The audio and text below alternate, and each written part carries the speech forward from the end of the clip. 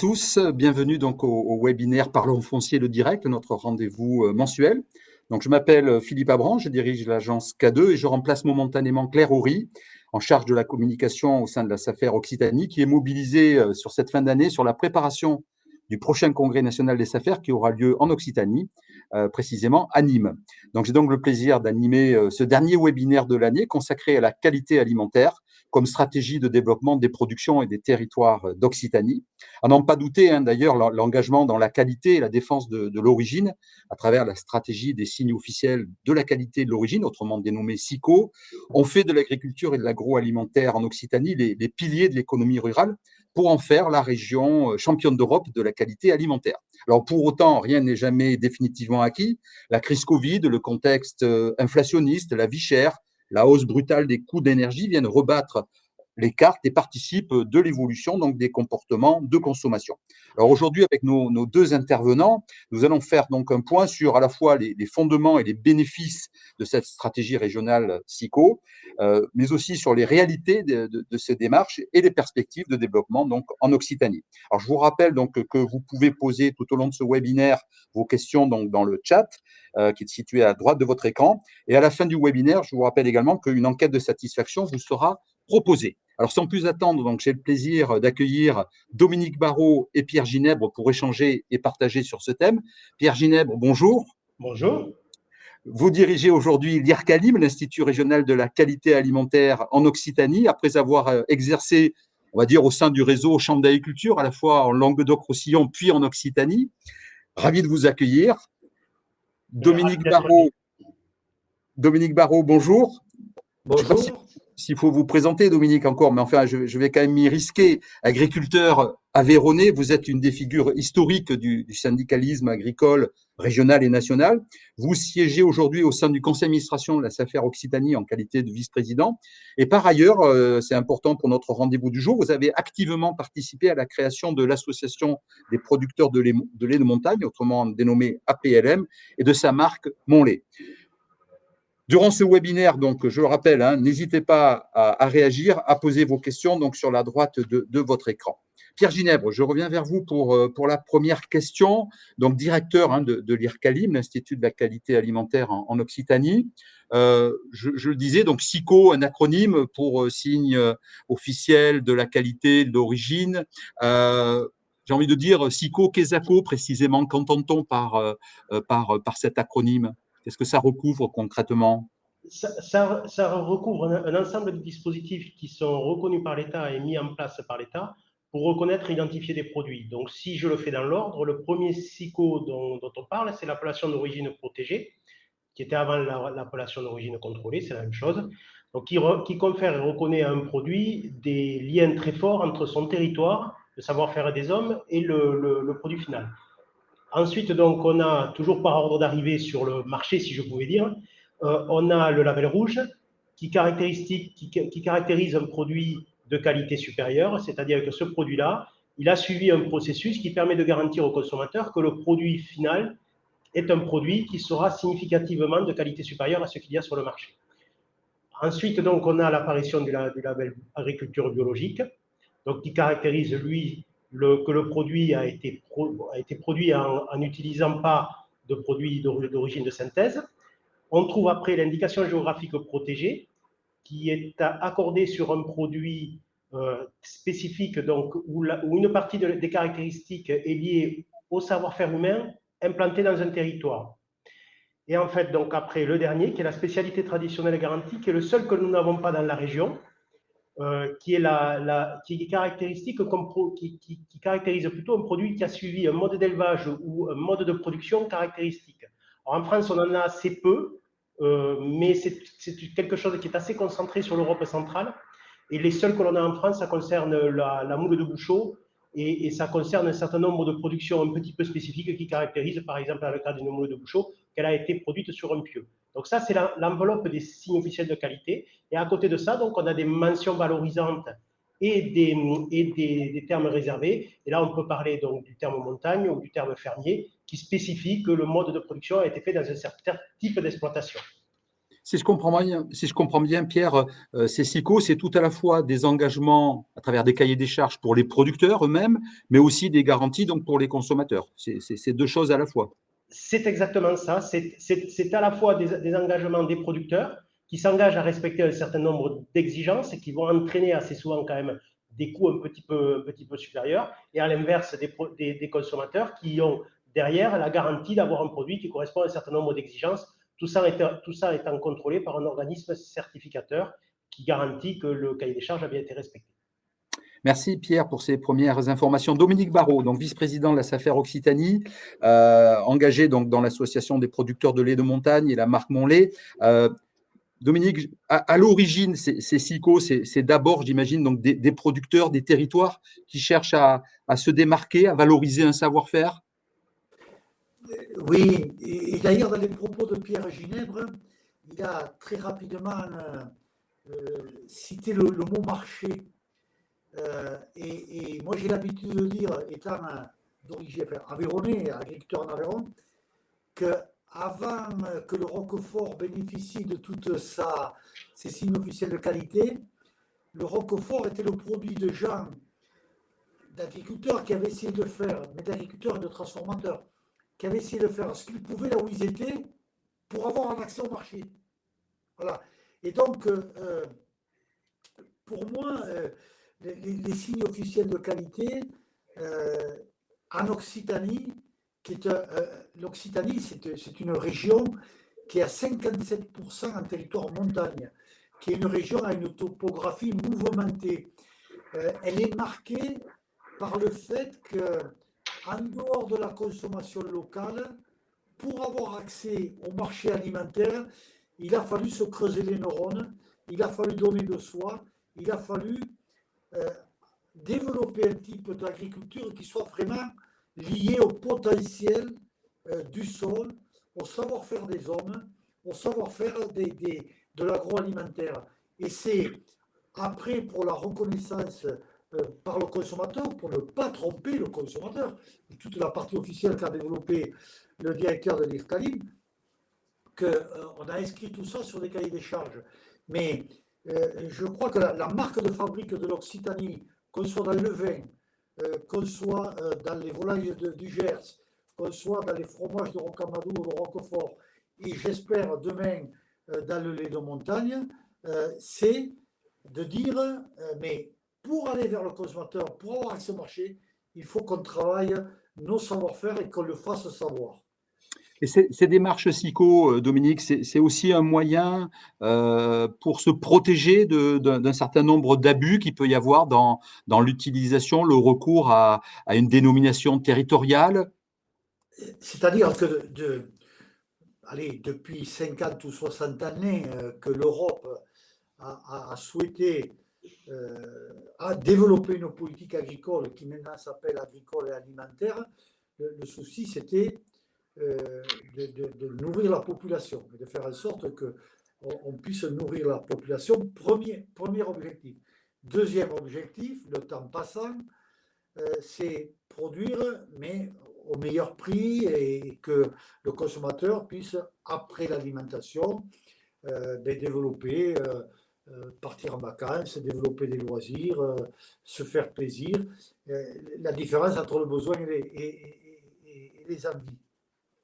Et là, très rapidement, on s'est aperçu que je pense au secteur agroalimentaire qui a transformé les produits agricoles, le comportement était plutôt de dire aux agriculteurs, écoutez, produisez, le reste on sait faire. Et donc, produisez du minerai. Nous, on achètera quelques marques de fabrique dans les différents départements, dans un des 13 départements d'Occitanie ou ailleurs, de toute manière. Et puis, sans trop se préoccuper de la valorisation pour le producteur. Et c'est le cahier des charges qu'a évoqué Pierre Ginèbre, la validation par l'État qui peut garantir que le lien avec le producteur est fort et qu'il n'est pas malmené. Il n'est pas malmené en termes de prix d'achat. Et je crois que c'est un combat. c'est un combat qui n'est jamais fini. L'agriculture s'adapte, mais en permanence, l'accès au marché, la relation avec les transformateurs et les consommateurs, ce n'est pas que l'affaire de agriculteurs-transformateurs, transformateurs-consommateurs ou distributeurs-consommateurs. Il faut que ce soit l'affaire de tous. On va revenir de toute manière sur ces questions-là un petit peu plus loin dans le débat. Pierre Ginèbre, donc directeur de l'ICALIM, les démarches SICO, donc identification de la qualité et de l'origine, c'est aussi, et peut-être d'abord d'ailleurs, une culture du collectif en fait. Ce sont des démarches qui sont nécessairement collectives. Alors, pour qu'elle marche, oui, c'est nécessairement collectif. Dominique, je vais rebondir sur ce qu'a dit Dominique. La spécificité de l'Occitanie, c'est que quelque part, il n'y avait pas trop le choix. Je veux dire, il y a d'autres régions qui avaient d'autres potentiels agricoles, qui ont pu faire d'autres choix, qui étaient sûrement légitimes dans leur contexte spécifique. Nous, en fait, on n'avait pas trop le choix. Et il y a une culture du collectif en Occitanie qui est peut-être un peu plus importante qu'ailleurs, parce qu'elle a toujours existé depuis quand même de nombreuses années. Et l'identification autour des produits, elle se fait effectivement autour des agriculteurs, de la production, de l'amont, mais elle se fait aussi autour de l'aval, de la transformation, des outils de transformation, mais elle se fait aussi culturellement autour des citoyens de tous ces terroirs et de tous ces qui s'identifient aussi à ces produits. C'est pour ça qu'en fait, il y a une dynamique spécifique et particulière, alors on va dire en Occitanie, mais particulière à une forme d'agriculture, on va dire, du sud de la France, voire du sud de l'Europe aussi, où on retrouve en fait un mélange en fait entre tout ça qui permet de monter une dynamique et de monter une démarche collective et de faire de quelque chose, parce que Dominique l'a assez bien expliqué, de quelque chose qui au départ était peut-être un handicap, d'en faire peut-être une force et une spécificité propre à notre agriculture qui permet de la démarquer. On pourrait dire que c'est aussi c'est plus que des produits quand on est dans une démarche SICO, c'est une histoire à raconter finalement avec une identité, avec un territoire, avec.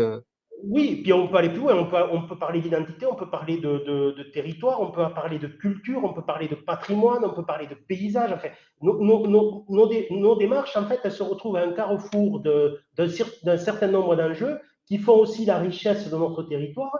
Si les gens viennent visiter l'Occitanie, c'est certes pour aller sur les plages, c'est certes pour aller faire du ski quand il y a de la neige, mais c'est aussi pour bien manger, bien boire et chercher une partie de notre culture et de notre patrimoine que l'on retrouve dans ces produits-là. Merci Pierre. Je reviendrai vers vous tout à l'heure pour que vous nous parliez de la démarche en tant que parcours d'obstacles potentiels pour obtenir ce type d'identification et de garantie. Dominique, je reviens vers vous parce qu'en préparation de ce webinaire, vous m'avez dit quelque chose qui m'a paru extrêmement important. Vous m'avez dit textuellement, le 21e siècle sera le siècle du vivant. Est-ce qu'il faut comprendre, d'abord, qu'est-ce que vous entendez par là? Et est-ce qu'il faut comprendre cette affirmation comme un atout supplémentaire précisément pour les démarches qui visent à identifier l'origine et la qualité? Mais bien sûr, et d'ailleurs Pierre vient de le dire, on a une histoire à raconter. Pourquoi aujourd'hui faut-il raconter une histoire aux consommateurs? Mais parce que 80% de la population vit en ville, et si elle ne vit pas complètement en ville, elle n'est pas en lien au quotidien avec le phénomène du vivant, c'est-à-dire un végétal, un pied de vigne, ça vit dans l'année, dans le temps. Un animal, ça vit dans l'année, dans le temps. Une vache laitière, avant de produire du lait, il faut qu'elle fasse un bébé veau. Et tout ça, ça vient aujourd'hui comme une demande du consommateur. Et il n'y a pas si longtemps, un poisson était carré surgelé, vu par un enfant. Aujourd'hui, l'enfant, quand il traverse l'Occitanie ou la France ou l'Europe pour partir en vacances, il voit des choses qu'il ne comprend pas. Et en ce sens, les agriculteurs en place, les agriculteurs à venir, je dis régulièrement, il y a des paysans dans tous les lotissements, je pourrais dire dans toutes les barres des immeubles, parce que le goût de la terre, l'attente par rapport au vivant, elle n'est pas réservée aux agriculteurs. Mais seuls ceux qui pratiquent et ceux qui s'y intéressent peuvent en parler. Et je vous prends l'exemple qu'on a choisi dans notre démarche lait de montagne. On va sortir au mois de janvier, alors c'est un scoop, on va sortir au mois de janvier un nouveau packaging pour nos briques de lait. Sur les briques de lait, il y a 4 faces. La 4e face, il y aura 6 exemplaires de la 4e face. Parce qu'on a choisi que dans un pack de 6, chaque pack puisse raconter un sixième de l'histoire du lait de montagne. Et on fait ça au moment où on est en train d'engager une demande de STG, comme l'a signifié tout à l'heure le directeur de l'IRCALIM, la spécificité territoriale garantie. Voilà, parce qu'on a besoin, on a envie et on a compris que raconter l'histoire du vivant à tous ces consommateurs qui n'ont pas l'occasion de le vivre au quotidien, qui quelquefois partent en vacances dans les gîtes rurales, mais certainement pas suffisamment, ont besoin et ont envie qu'on parle avec eux de comment ça se passe la vie à la campagne, comment ça se passe l'élaboration, la naissance d'un produit et l'élaboration d'un produit. Merci, merci Dominique. Pierre Ginèbre, donc directeur de l'IRCALIM, je reviens vers vous sur un aspect plus matériel quant à la difficulté qu'il y a peut-être donc à s'engager dans la reconnaissance de la qualité et de l'origine. Obtenir un SICO aujourd'hui, c'est une démarche de longue haleine, c'est un parcours d'obstacles, il faut prévoir cela. C'est tout ça et même plus. Oui. C'est vraiment difficile parce que il faut comprendre que tout au long de la réflexion, vont se poser un certain nombre d'étapes obligatoires. Tout simplement définir qu'est-ce que c'est que le produit. Si je prends, pour être très imagé, si je prends le lait de Dominique, la première chose à faire, c'est effectivement qu'est-ce que c'est que du lait, qu'est-ce qui démarque ce lait-là du lait concurrent ou de l'autre lait, qu'est-ce qui fait sa spécificité, qu'est-ce qui fait qu'il mérite que... Voilà. Et ça, il faut arriver à le gérer au niveau collectif. Mais c'est compliqué parce que chacun a sa définition, a ses propres difficultés, a ses propres engagements. Et en plus, lorsqu'on est sur une démarche qui s'étend sur un territoire un peu grand, et bien, il y a des spécificités peut-être d'un côté du territoire, de l'autre qu'on ne retrouve pas. Il faut arriver à trouver le point commun à toutes ces démarches-là sans forcément dénaturer le produit. C'est ça qui est important. Donc, ça nécessite de discuter, de beaucoup s'engager. Et après, il va falloir écrire un cahier des charges avec le principe commun à toute la qualité. J'écris ce que je fais, et après, je fais ce que j'ai écrit. C'est facile à dire, c'est moins évident à faire. Et là, je rajoute en plus une couche. Après, il faut le contrôler. Donc, il faut que tout ça, ça soit bien en adéquation. Et dans notre procédure en France, il faut que ça soit reconnu au niveau français, donc par l'INAO, et après au niveau européen, au niveau de Bruxelles. Donc ça fait une série d'étapes successives qui font que si tout va bien, allez, on va dire il en faut pour 5 à 6 ans si tout va bien, si on n'est pas tout à fait sûr, s'il y a des discussions entre les acteurs de la filière et si les enjeux, ça peut être beaucoup plus long, et on a certains projets qui sont très très longs, et qui aboutissent maintenant. On peut parler par exemple du Pérail, qui est dans sa dernière phase d'habilitation, mais c'est le résultat d'années de persévérance et d'efforts de la filière pour arriver à trouver un compromis et quelque chose qui permette de revendiquer l'indication géographique. Donc c'est vrai que c'est vraiment un parcours combattant. Ouais. Oui, des démarches assez longues qui nécessitent vraisemblablement de l'accompagnement. On reviendra tout à l'heure sur le rôle de l'IRCALIM. Je reste avec vous, Pierre Ginèbre. On a intitulé ce webinaire « L'Occitanie championne d'Europe de la qualité alimentaire ». Belle affirmation. Quelle réalité chiffrée derrière, concrètement? Alors, on est la première région, la première région officiellement bon, on va le dire comme ça. On a plus de 250 produits sous SICO. On est la première région en agriculture biologique. On a une carte d'ailleurs, Pierre, sur le sujet. On a une carte, oui, qu'on pourrait peut-être qu'on pourrait afficher pendant que vous nous présentez les choses. Et donc, on est aussi la première région en indication géographique en viticulture.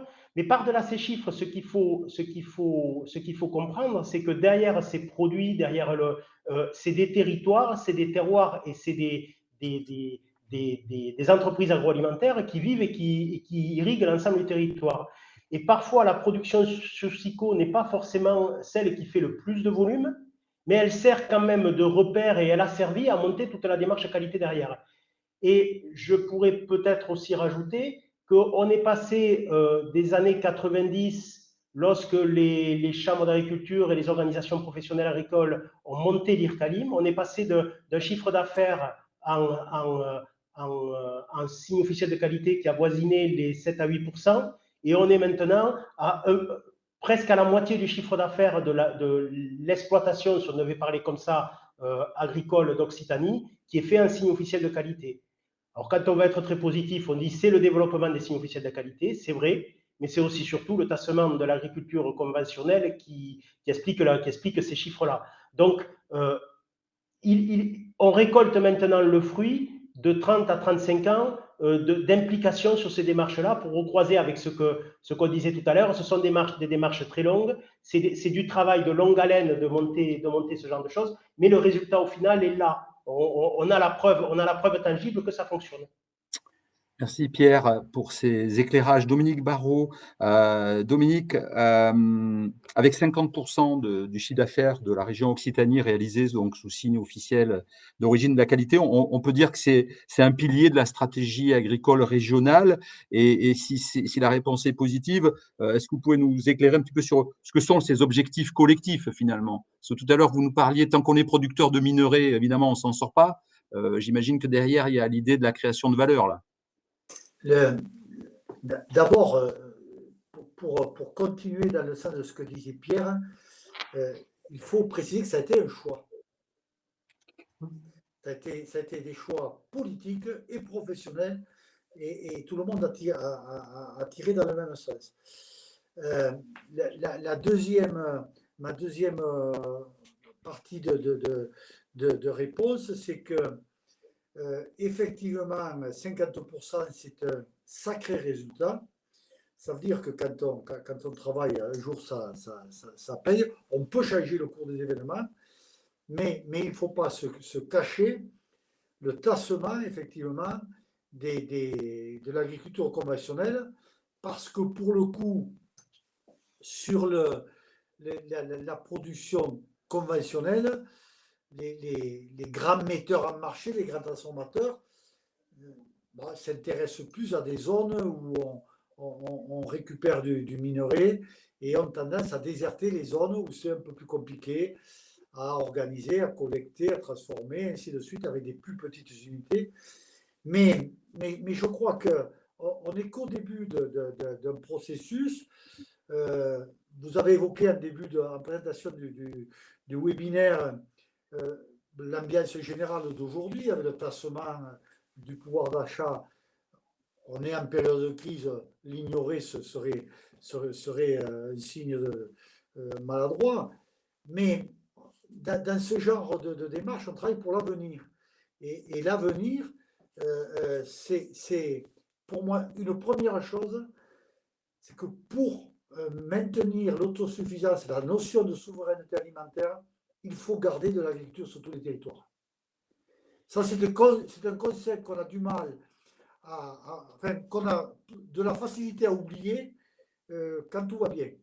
Là, les événements externes nous rappellent que la notion de souveraineté a du sens. La souveraineté n'empêchant pas les échanges. Ensuite, je crois qu'il est ma troisième remarque, c'est que il est du ressort de chaque organisme, alors les chambres d'agriculture, la SAFER a son rôle à jouer là-dedans, de montrer et de dire clairement qu'on y croit, qu'on est dans le vrai. Le rapport au vivant, la notion de qualité, on a vu à l'inverse pendant les années 90-2010, des consommateurs qui avaient peur de s'empoisonner en mangeant. Alors, si vous voulez, on avait, parce qu'on a démoli publiquement une certaine forme d'agriculture, je ne crois pas du tout à cette façon de prendre les affaires par le négatif. Le positif aujourd'hui, c'est d'avoir de l'alimentation sur tous les territoires, d'avoir une alimentation diverse, variée, sécurisée. Et ça, que votre voisin agriculteur qui est dans une démarche qualité devienne un bon paysan, voilà quelque chose qui me ferait plaisir. Pardon Dominique, est-ce qu'il n'y a pas une corrélation évidente aussi entre l'engagement qui a été le vôtre au niveau de la région Occitanie, Languedoc-Roussillon, Midi-Pyrénées, mais globalement donc Occitanie aujourd'hui, sur ces signes, sur ces démarches d'identification de la qualité de l'origine, et sa capacité à maintenir une agriculture nombreuse aussi, une agriculture plutôt de type familial et à taille humaine? Mais la preuve, c'est que la région Occitanie, si on y rajoute la voisine de Nouvelle-Aquitaine, sont les deux régions qui, à quelques milliers d'agriculteurs près, ont le plus grand nombre d'agriculteurs. Et si on ramène à la surface, c'est sur des plus petites exploitations qu'un su tirer vers le haut, valeur ajoutée, démarcation de produits, et ainsi de suite.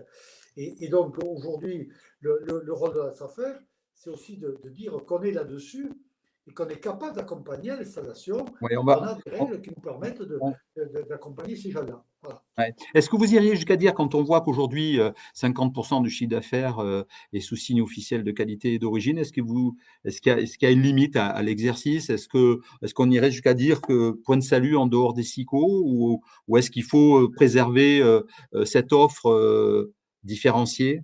Non, il faut se méfier des clichés et des choses faciles.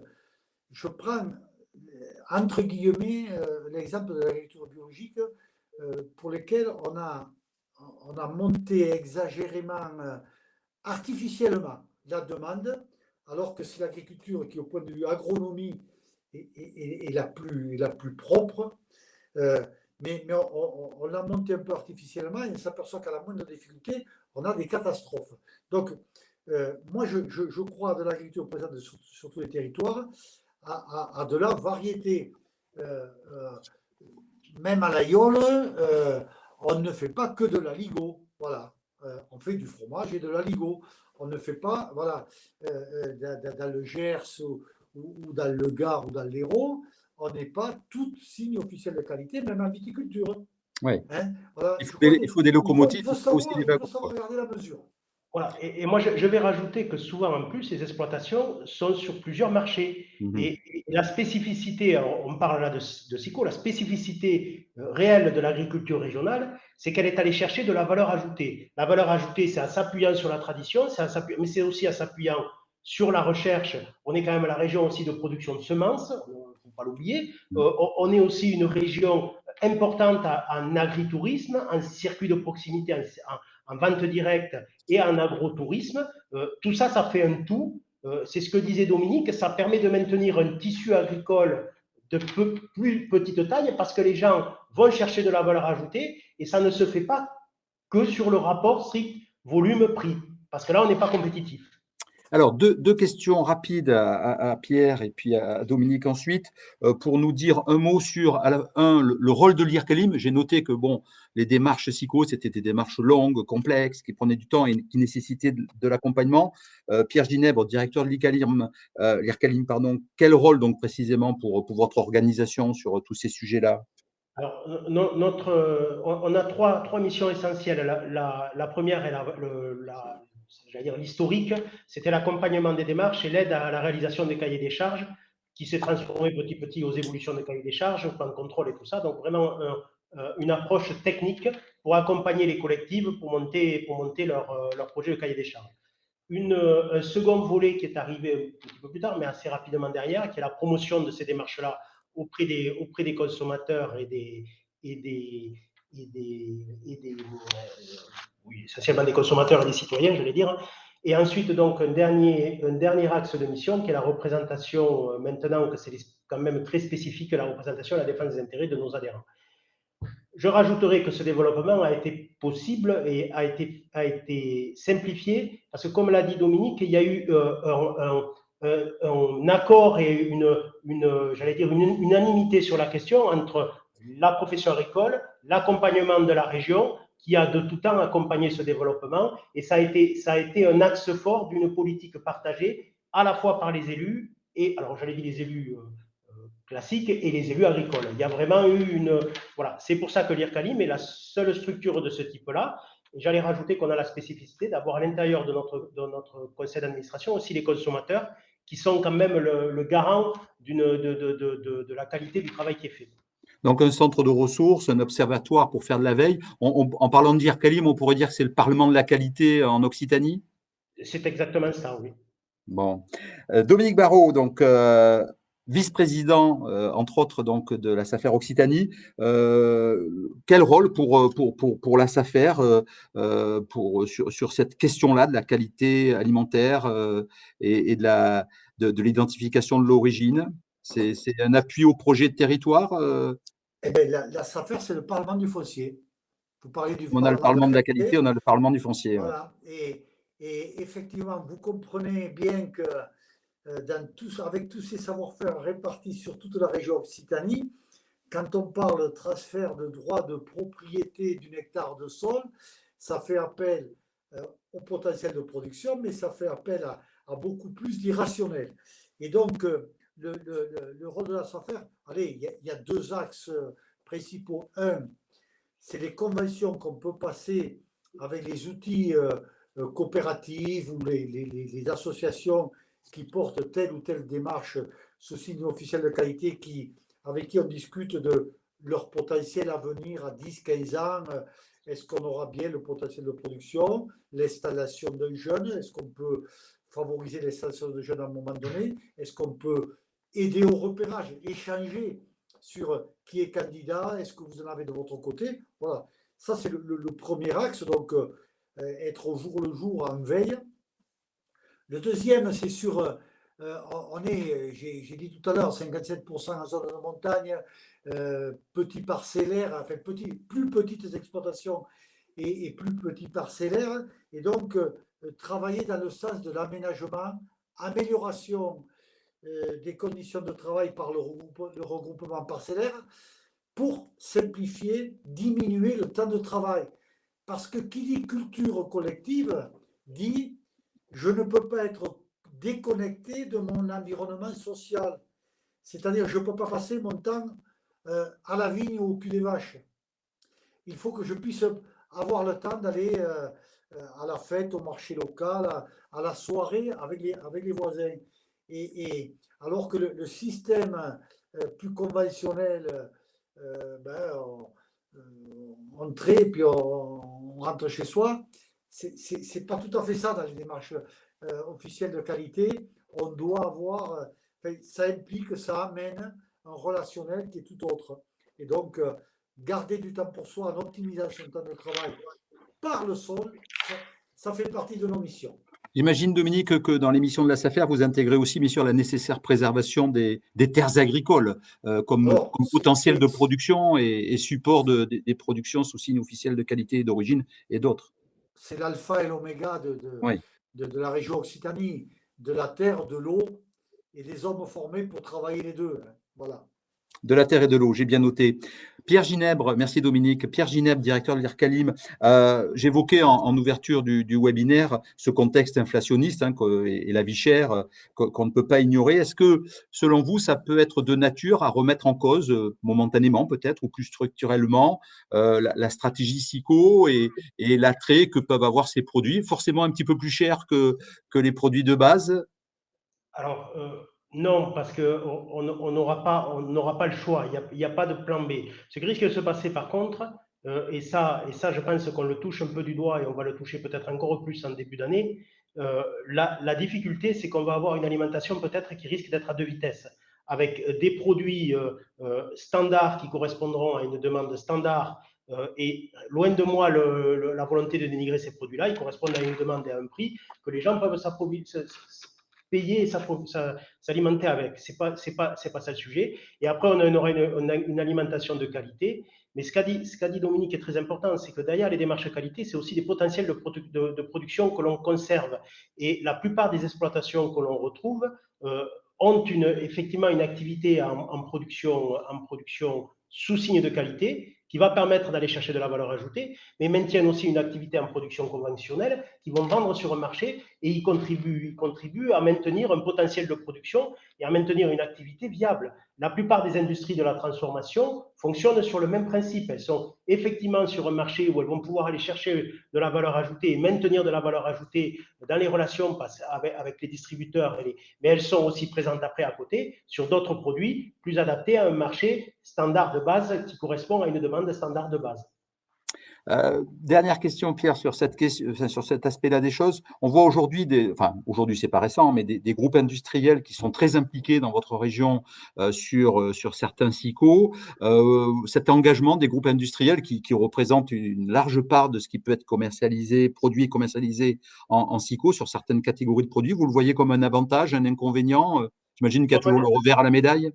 Comme un énorme avantage, il y a un cahier des charges, ils appliquent le cahier des charges, ils respectent le cahier des charges. Après, effectivement, ce n'est pas tous les jours facile. Là, Dominique l'a un petit peu évoqué, il y a de temps en temps des discussions qui sont plus ou moins difficiles avec ces acteurs-là, mais il faut quand même avoir conscience que c'est ces gros ateliers qui ont la capacité à sortir des volumes. On parlait des vins, on peut parler du Roquefort, on peut parler on peut parler sur un certain nombre de produits. C'est quand même ces ateliers-là qui ont la capacité à faire de la sortie de volume et aussi à permettre de financer de la recherche, du développement. Nos SICO, ils sont peut-être basés sur de l'historique, mais ils sont aussi à la pointe de la recherche, à la pointe de l'innovation, et on est très content de les avoir. Surtout, bien évidemment, quand le cahier des charges permet d'être dans un rapport de force plus équilibré que quand on est juste sur ce que disait Dominique, de l'apport de minerais pour des ateliers de transformation. Donc, c'est pour ça que le cahier des charges a toute cette importance et on a bien besoin des deux, on est bien content de les avoir quand ils sont là. Ouais, merci Pierre. Dominique, sur ce que vient de dire Pierre Ginèbre, il y a le cahier des charges, mais il y a aussi la responsabilité, le rôle des interprofessions qui doivent jouer tout leur rôle pour veiller à ce qu'il n'y ait pas un accaparement de la valeur ajoutée au bénéfice des uns et au détriment des autres. Il y a le rôle des interprofessions. Je rappelle que depuis 2017 et 2021, il y a une loi dite loi Egalim qui se soucie de cette répartition équitable de la valeur. C'est notre RSE à nous, hein, dans le milieu agricole. Historiquement, c'était les interprofessions, elles le restent encore, mais elles doivent aller plus loin sur les aspects sociétaux et environnementaux. Tout ça, c'est ce que j'appelais tout à l'heure de parler positif quand on parle relation, quand on parle développement du territoire. Et ça n'est pas réservé aux petits groupes. Je confirme, je vais dans le même sens que Pierre. Heureusement qu'on a des grands groupes, y compris de distribution, parce que si les Gersois devaient manger toutes les volailles du Gers, les Aveyronnais, tout le Roquefort, on aurait quelques soucis, quoi, hein, y compris de santé à un moment donné. Donc voilà, je crois que tout ça est un équilibre et surtout l'aspect, moi derrière interprofession, je vois l'aspect relationnel des territoires, des hommes, des métiers et tout ce monde-là qui a envie à un moment donné de tirer dans le même sens. Je vais faire un parallèle, l'Occitanie ne m'en voudra pas. Regardez en 30 ans, alors une génération, le développement de la filière comté, qui est devenu un fromage d'exception, mais qui a aussi été sur des marchés un peu plus... Mais parce qu'à un moment donné, il y a eu des choix de fait, des gens qui étaient persuadés qu'on pouvait changer au cours des événements. Dominique, vous avez peut-être vu passer l'initiative qui a été prise conjointement par la FNB, la Fédération nationale bovine, et une enseigne de grande distribution que je vais éviter de citer, mais qui vise à mettre en place un rémunérascore, comme il y a aujourd'hui un Nutri-Score. Il pourrait y avoir un rémunérascore, histoire de vérifier, pour que le consommateur puisse vérifier que la valeur ajoutée a été répartie équitablement entre les uns et les autres. Qu'est-ce que c'est anecdotique ou ça peut avoir son importance? Non, c'est un peu simpliste. Si vous voulez, Rémunérascore, Nutri-Score, Planète Score, j'ai quelquefois l'impression qu'il y a des gens qui pensent à la place des paysans ou des gens qui entreprennent. Et donc, allez, si ça doit simplifier l'acte d'achat pour des gens qui ne peuvent pas passer des heures sur Internet avant d'aller faire les courses, je l'entends, peut-être c'est utile. Mais de grâce, rapprochez-vous du terrain, des paysans, des artisans, des entrepreneurs, de ceux qui gèrent la qualité. Voilà. Après, c'est vrai que quand on habite des grandes agglomérations et qu'on ne va faire ses Oui, courses que dans la grande distribution, c'est plus difficile à faire, Dominique. mais je comprends. Je comprends que ça peut répondre à ce besoin-là, mais en permanence, mais le Covid nous l'a rappelé, en permanence de ne pas perdre de vue que avant les effets de mode ou l'intellectualisation trop poussée, rapprochez-vous du bon sens de la terre. Merci Dominique Barrault, donc vice-président de la SAFER Occitanie. Dernière question pour vous, Pierre, et puis après on prendra les quelques questions qui nous sont parvenues depuis le chat. Il y a donc les démarches TICO, on a vu l'importance que ça représente en Occitanie. Il y a aussi des démarches de type marque territoriale, hein, je pense très clairement à Sud de France. Quelle complémentarité et peut-être quelle limite aussi, hein, il faut voir entre ces deux démarches, les SICO d'un côté, la marque territoriale Sud de France de l'autre? Ces deux approches différentes et complémentaires. La difficulté, c'est de vouloir les opposer ou de vouloir faire entrer tout dans un même moule. Ça, c'est compliqué. Et il y a eu une stratégie donc, autour de la marque Sud de France qui, au départ, est née plutôt à Languedoc-Roussillon, plutôt, donc, on va dire, adaptée pour un marché viticole avec des spécificités propres du marché viticole, qui a été étendue, mais après de profonds travaux sur des cahiers des charges, une origine de matières premières de la région. Enfin, il y a eu beaucoup de travail fait là autour pour en faire un outil complémentaire à la stratégie des SICO et pour pouvoir imaginer que ça s'articule relativement bien. On parle de la marque Sud de France, mais vous savez, je vais rejoindre ce que disait un peu Dominique Barrault. Le gros problème, c'est qu'on voit bien que les consommateurs sont de plus en plus sensibles à ce qui se met dans l'assiette. Ils ont compris qu'il y a que c'est un acte politique ce que l'on va mettre dans l'assiette. Et quelque part, ils cherchent de l'information. Le tout, c'est qu'il ne faut pas la galvauder. Et que parfois, en voulant mettre des messages trop subtil ou trop parlant, je ne sais pas trop ce que l'on veut, on a tendance un petit peu à résumer tout en une note A, B, C, D ou E, alors que c'est beaucoup plus subtil que ça et beaucoup plus complexe que ça. C'est le seul bémol là-dessus, mais toutes ces démarches-là, elles se justifient pleinement, à condition qu'elles soient pensées et réfléchies pour s'intégrer dans un paysage où il existe des démarches qualité, où il existe d'autres produits et que ça soit plutôt complémentaire que réellement concurrentiel. On n'est pas sur les mêmes choses. À multiplier quand même les mentions, est-ce qu'il n'y a pas quand même un risque de perdre un peu le consommateur? Parce que bon, on peut être en IGP, bio, Sud de France. Est-ce qu'à la fin, il n'y a pas un risque quand même de ce côté-là, de perdre le consommateur avec la Alors, multiplicité des mentions? vous avez en partie raison, à partir du moment en plus où la plupart des messages s'entrecroisent. Ça, c'est vrai. C'est pour ça qu'il faut être très, très prudent. Mais j'allais dire, il y a aussi une autre difficulté. C'est-à-dire, c'est tous ceux qui n'est pas en démarche qualité ou tous ceux qui n'ont pas de cahier des charges et qui va jouer à peu près sur les mêmes concepts. Moi, dans certains magasins de la grande distribution, on voit des têtes de producteurs à chaque rayon.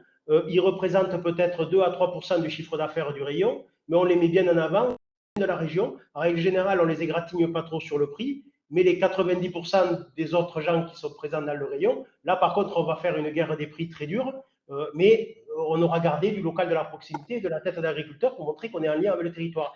Je crois qu'il y a vraiment les agriculteurs, et c'est peut-être la chance que l'on a dans le contexte actuel avec le développement des nouvelles technologies, les agriculteurs ont quelque part la possibilité, alors je vais dire agriculteurs et ateliers de transformation, ont quelque part la possibilité de recréer du lien avec les consommateurs, si les consommateurs le veulent, en leur donnant une information claire, précise. C'est ce que disait Dominique avec ses briques de lait et chaque face d'une brique de lait.